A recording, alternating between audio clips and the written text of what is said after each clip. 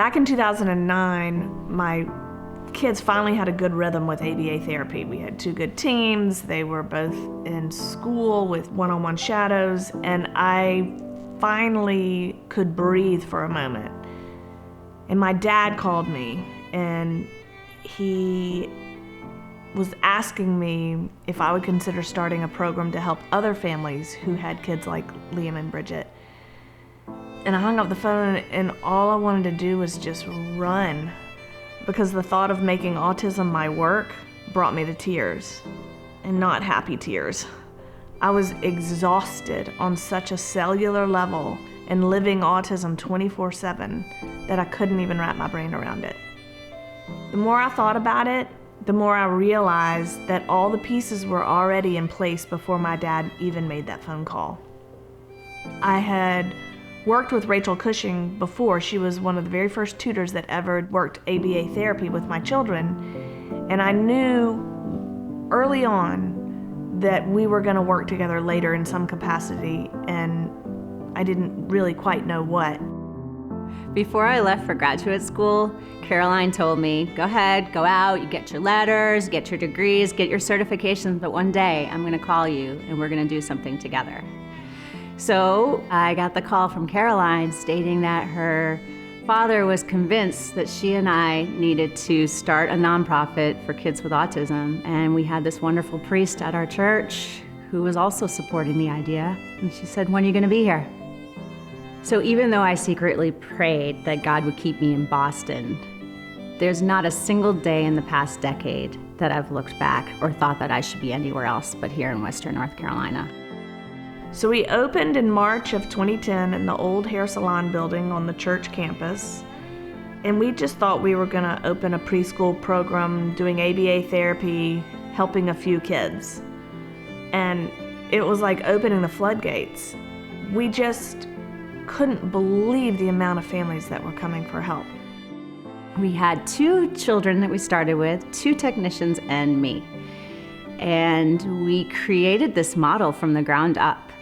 It was not modeled after anything else that anybody else has done. And we were truly committed to meeting the children where they were and helping them to reach their highest potential, no matter how much work that took. We were and continue to be grounded in that philosophy. That's what keeps me here. It's what guides our mission, to give these guys what they need, and mostly to bring joy to their lives. And it just all seemed to work out by the sheer grace of God, because nothing that we were doing made sense on paper. This wasn't the right state to open an autism center. The laws in our state were really archaic and weren't supportive for the work we were doing. The money was not there.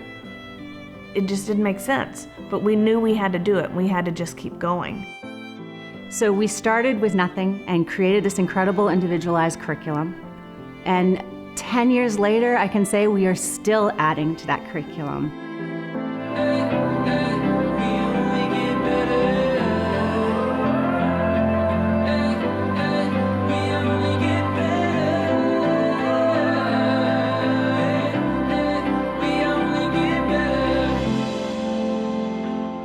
In 2010, my daughter, Madeline McFarland, was the first student to receive services at the St. Gerard House, at the Grotto.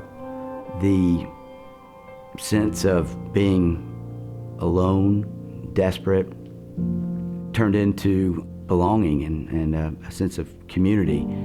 And we had a direction, we had a plan, we had hope. God gave us the St. Gerard House, and we felt like we won the lottery with this amazing group of people willing to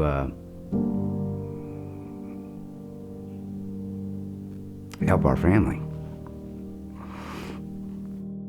Allow me to introduce myself again. I'm the one that knew you before time began. I've been waiting for you to let me be your friend. Everything you ever need is everything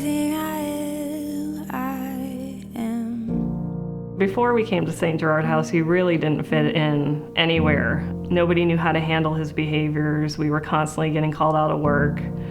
And once we found the grotto, he fit in, and we didn't have to worry about him during the day. We didn't have to wonder if they were going to call us and tell us to come get him. We knew at that point that he was taken care of, and they were working with him. You know, there's such an assortment of programs to meet all the students' needs.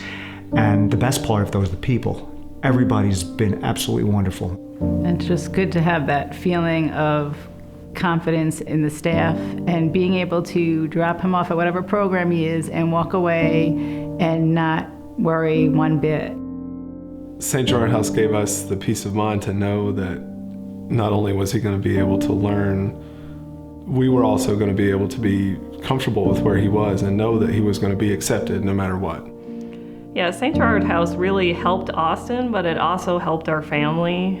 We didn't fit in anywhere before, whereas St. Gerard House, immediately, we felt like we belonged. It's a roller coaster, but it goes upward. And with the support of St. Gerard and the staff here, we just feel blessed. If you're wondering who can heal your brokenness, I can. One thing I would say to a family that just received a diagnosis of autism is embrace every step, every small victory, every achievement means so much. It's a far different journey than you expected, but it can be a beautiful one. Don't wait for the storm to pass. Learn how to dance in the rain. St. Gerard House has helped us to learn how to dance in the rain. I'll meet you in the house upon the hill, how I want to show you I am real. We all need someone to love and to hold. We all need shelter to keep us from the cold. We all need laughter when life gets hard. We all need someone to love us for who we are right now. Our results have fallen in line with the research. That is, early intensive intervention has helped approximately 50% of our students receive mainstream instruction in one way or the other, which is fantastic. But most importantly, autism's not going away anywhere, and our wait list continues to grow, and it haunts us. So the next steps that we're going to be making are figuring out how to serve more people. We're going to need to find the resources to do so. Every parent worries about what's going to happen to their kids after they're gone. And I want to build a community that says we got this. I want to build a community that respects and loves and cherishes these individuals and thinks of them as their own because they have so much to offer. No regrets if we walk the same roads. We won't forget who we are. I think about that phone call with my dad 11 years ago, and he passed away 2 years ago. And had he not asked me to do this, I probably would have never done it, and I would have never learned as much as I've learned and experienced as much as I've experienced and known the hearts and souls of these individuals with autism that touch us every day. We would have never known that if I hadn't have said yes to that phone call. We all need someone to love and to hold. I've been with them for 10 years and I've just been impressed with the outcome for the families, for the staff, and for us board members who feel really good about what we're doing. We have an obligation to continue what we've started. I can hardly wait to be a part of this next exciting chapter. We will never stop fighting for the lives of these individuals because there's so much potential for them. The sky is the limit. We don't know what God has in mind for St. Gerard House. We just need to sit back and watch. we can say we were a part of it. We can say that.